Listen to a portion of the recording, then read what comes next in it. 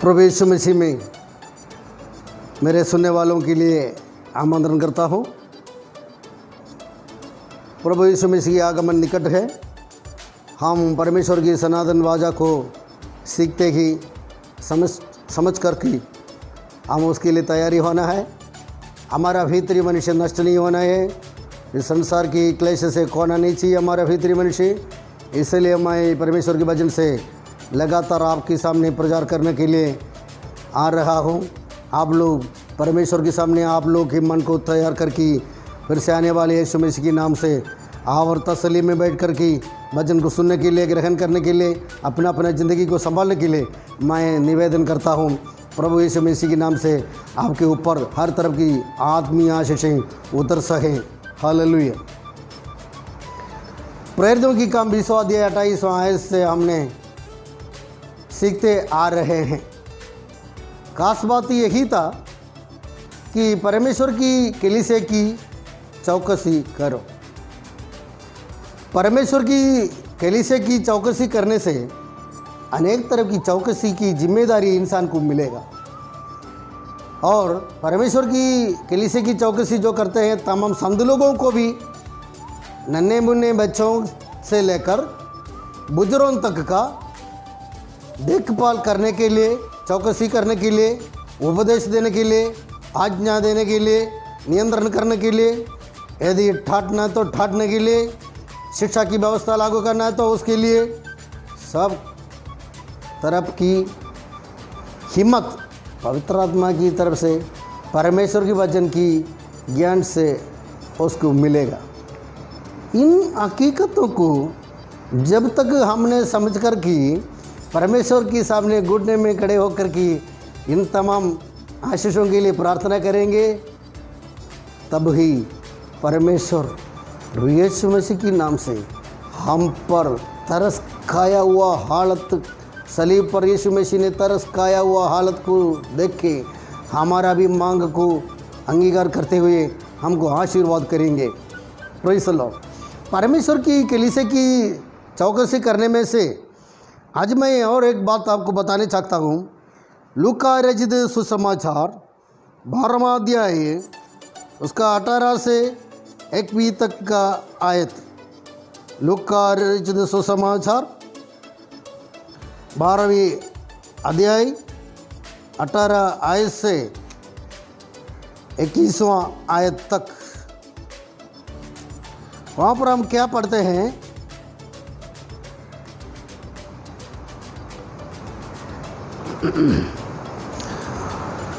एक धनी व्यक्ति की उदाहरण जब संसार में यीशु मसीह था तब बताया। ये करोड़पति, आज की ज़माने की तरफ से कहेगा तो करोड़पति, ये करोड़पति आदमी ने कहा कि मैं मेरा भंडीशाला को, धान मंडी को खोल कर बड़ा बना दूंगा और मेरे धन को मैं उस पर इकट्ठा रखूँगा और खुद ही 4 बात कहेगा, खा पी चैन कर और मौज से रख।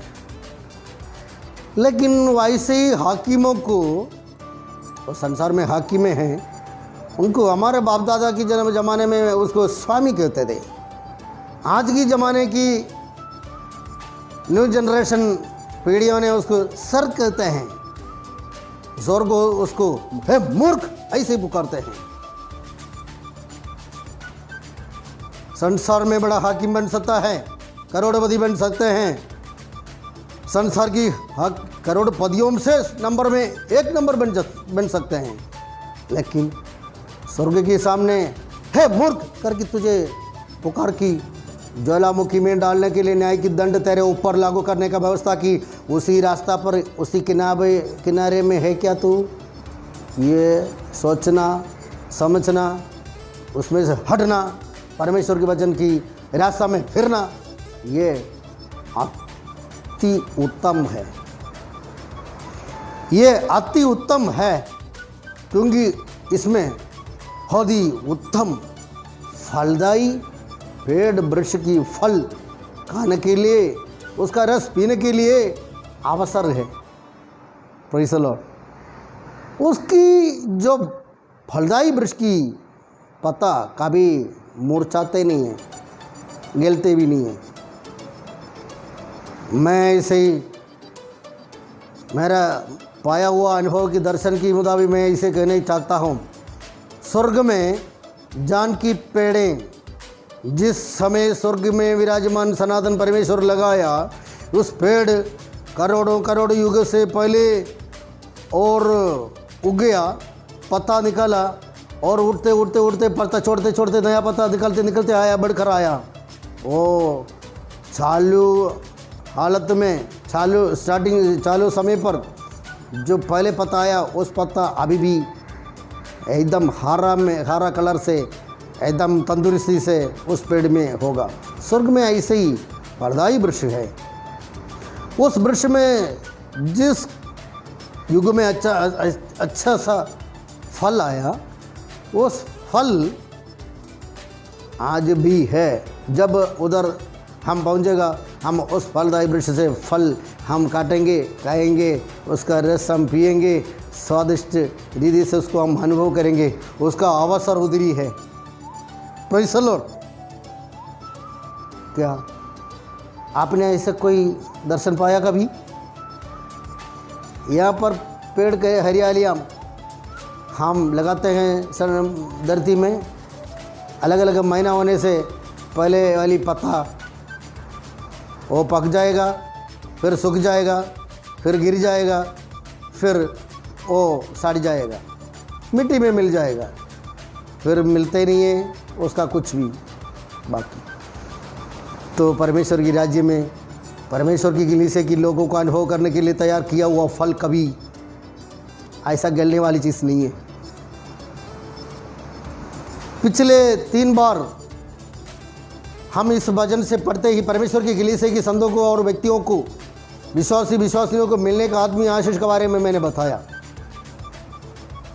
लूका की इंजील के अंदर से परमेश्वर के पुत्र प्रभु यीशु मसीह ने जब संसार में था तब बताया हुआ बात यही था, संसार की हाकिम की हालत के बारे में। उन्होंने इस हालत को समझकर कि अपने आप से वो गिल गया होगा। मैं ये समझता हूँ यदि ऐसे कोई धनी व्यक्ति इस बात को पढ़ेगा, समझेगा, वो अपने आप से वो गिड़गिड़ाते हुए घुटने में खड़े हो जाएगा। है खुदावन यीशु मसीह, तेरे नाम से मैं प्रार्थना करता हूँ, पिता परमेश्वर से खुदा मेरे लिए निवेदन करना, पिता परमेश्वर यीशु मसीह के नाम से मैं प्रार्थना करता हूँ, मेरा निवेदन को सुन लेना, मेरे को आशीर्वाद कर लेना, क्योंकि मेरा जीवन में सड़ने का और गठने का और कमज़ोर होने का और तखापन की, रुकावट की, किसी अकाल की, किसी भी समस्या के सामने करने का वक्त ना होना चाहिए। यदि ऐसा समस्या आवे तो भी परमेश्वर की ओर से मेरे को हिम्मत चाहिए, पवित्र आत्मा के वरदान चाहिए। वीर सूर्य कार्य करते हुए मैं परमेश्वर की कलीसिया की चौकसी करूँगा। ये मेरा मन की इच्छा है, ये मेरा आशा है, ये मेरा प्रत्याशा है, ये मेरा लक्ष्य है, यही मेरा पसंद है। इसलिए मेरा समर्पित मन से मैं दौड़ रहा हूँ। ऐसा जो सोचते हैं, ऐसा जो करते हैं, उनके लिए स्वर्ग में विराजमान परमेश्वर उसके स्वर्गीय दूतों को आज्ञा देंगे, इनको चौकसी रख, ताकि ऐसे ही समझने वाली छोटे बच्चे हों, बुजुर्गों में से भी कोई हो, गरीबी हो, बड़ा धनी व्यक्ति हो, आदिवासी की ओर से भी कोई हो, या राजमहल में बैठकर के देश को शासन करने वाली राजा भी हो सकते हैं। उनको स्वर्ग की परमेश्वर स्वर्गीय दूतों की चौकसी देगा तुम्हें संभालने के लिए।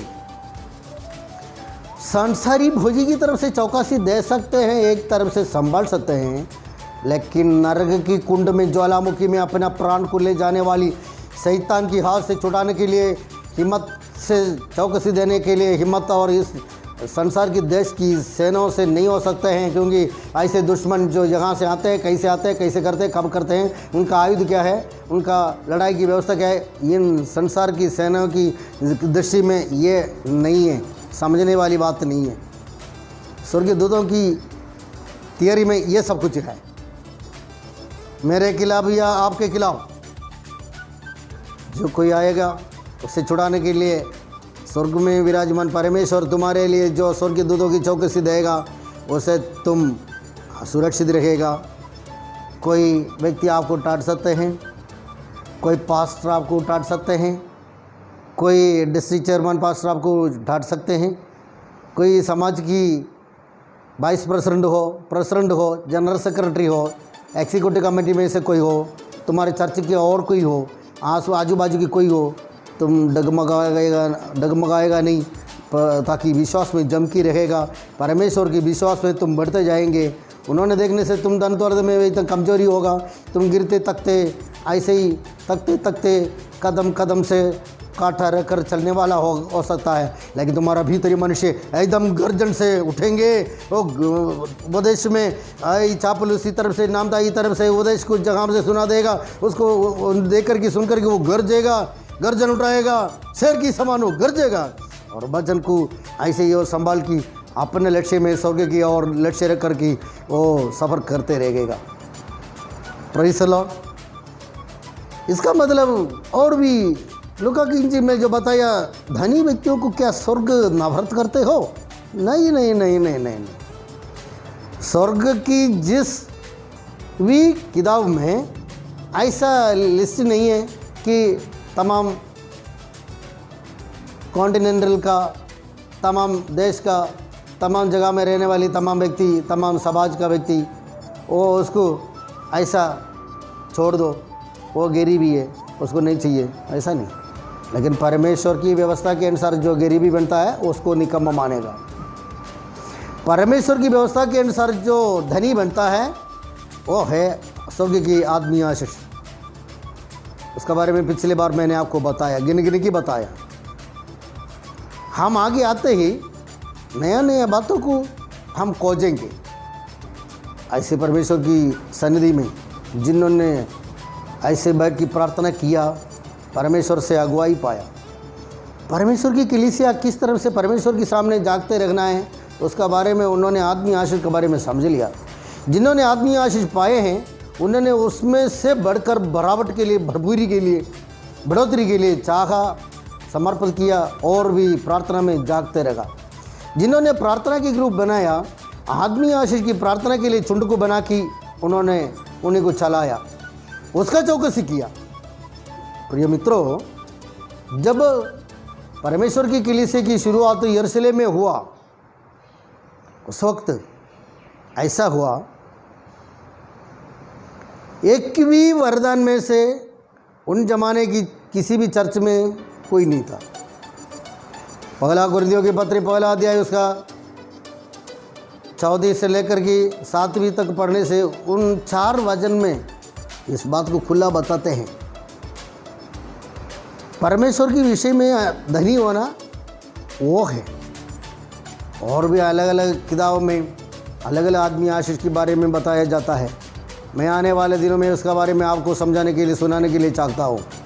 आप लोग जिस वचन को सुना, तुम्हारी अपने आप से समर्पित करके इन वचन के मुताबिक परमेश्वर के सामने भी हम स्थिर रहने के लिए, आदमी की चंगाई के लिए जागते प्रार्थना करते रहिए, क्योंकि शारीरिक चंगाई उसके साथ साथ हो जाएगा। इसलिए मैं आप लोगों के लिए आपकी पीछापन की हालत से बचकर विश्वास जिंदगी में आगे आने के लिए आपको मैं प्रार्थना करने के लिए मैं चाह रहा हूँ।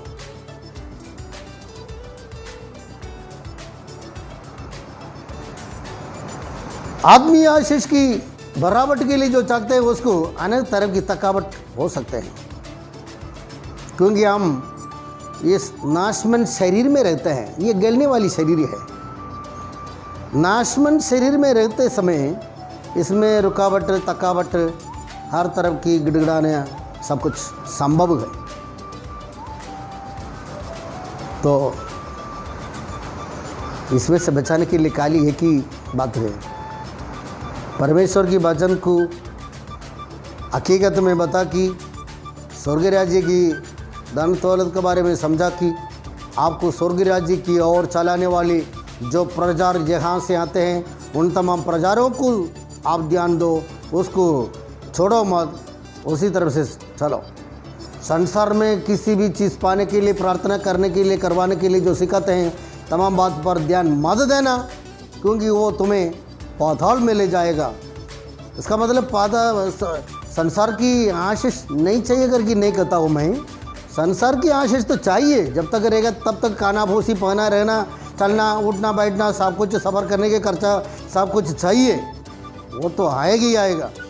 मत्ती की इंजील 6वां अध्याय 6 उसकी 30 से 33 तक प्रभु यीशु मसीह ने क्या कहा?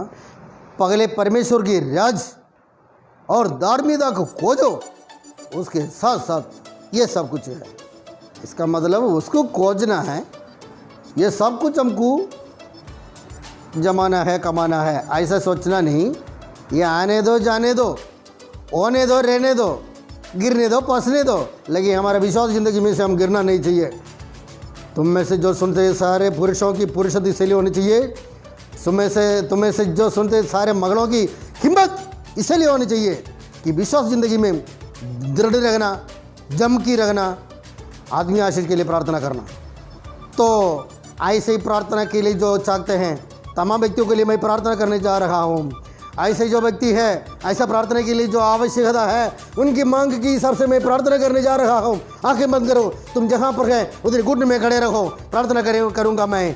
ऐसे ही प्रार्थना करने से तुम्हारा भीतरी मनुष्य की तैयारी हो जाएगा, अभी विश्वास ज़िंदगी में तुम दृढ़ बन जाएगा। उसके साथ तुम्हारा शरीर से, सिर से लेकर के पाँव तक हर एक तरफ की बीमारी की हटापन वो गिर जाएगा, छंगाई अभी भी हो जाएगा। Praise the Lord. आंखें बंद करिए, प्रार्थना करेंगे। सनातन परमेश्वर, इस वचन को सुनने वाले सारे लोगों के लिए मैं प्रार्थना करता हूँ। ये करोड़ों जनता की जीवन में थकावट, रुकावट की समस्या से अपने भीतर मनुष्य विश्वास ज़िंदगी में आगे बढ़ने के लिए बहुत परेशानी है कि परेशानी हम सामना करते हुए आ रहे हैं। इनमें से बजा ले, हमको संभाल लीजिए। तेरे वचनों को हमारे दिल में रख करके मनन करने के लिए दिमाग खुद जगा दीजिए। उत्तरात्मा की सहायता हमें चाहिए और तेरे वरदानों से हमें संभालिए। हम तेरे सन्निधि में दृढ़ बन के रहने के लिए, स्वर्ग की आवाज़ को सुनने के लिए, प्रार्थना को सुनने वाले परमेश्वर के सामने उडमना धीरा बौडरे बन बरगना गदरा बौड़ी रमाना शरदना हालेलुया। ऐसे परमेश्वर के सामने हम हमारा छुड़ाई की चंगाई के दिनों को, उसे क्षण की जागरूकता के लिए हम जागते रह रहे हैं। प्रभु जी, हम जागते रहते हैं, हम जागृत रहने के लिए चाहते हैं। तमाम जनता के लिए मैं प्रार्थना करता हूँ, भीतरी मनुष्य की चंगाई हो जाने के, परमेश्वर की और मिल के आने के लिए, जम के रहने के लिए, उनसे विश्वास ज़िंदगी में दृढ़ रहने के लिए मदद किया जाए। संसार में किसी भी तरह की समस्या हो सकते हैं, उसमें से बचाव पाने के लिए उसको मदद किए जाए। इसके साथ साथ उनकी शरीर की चंगाई, किसी भी तरफ की कैंसर हो, किसी तरफ की और किसी भी तरफ की अननेचुरल हालत भी हो सकते हैं, अब नॉर्मल कंडीशन की तरफ से जो जिस तरफ की बीमारी की सामना कर रहे हैं और शैतान की पीढ़ी से भी रहता होगा, उनसे छुड़ाई अभी भी यीशु मसीह के नाम से हो जाए। इन प्रार्थना को खुदावंद यीशु मसीह के नाम से करता हूँ, यीशु मसीह के नाम से, आमीन, आमीन, आमीन।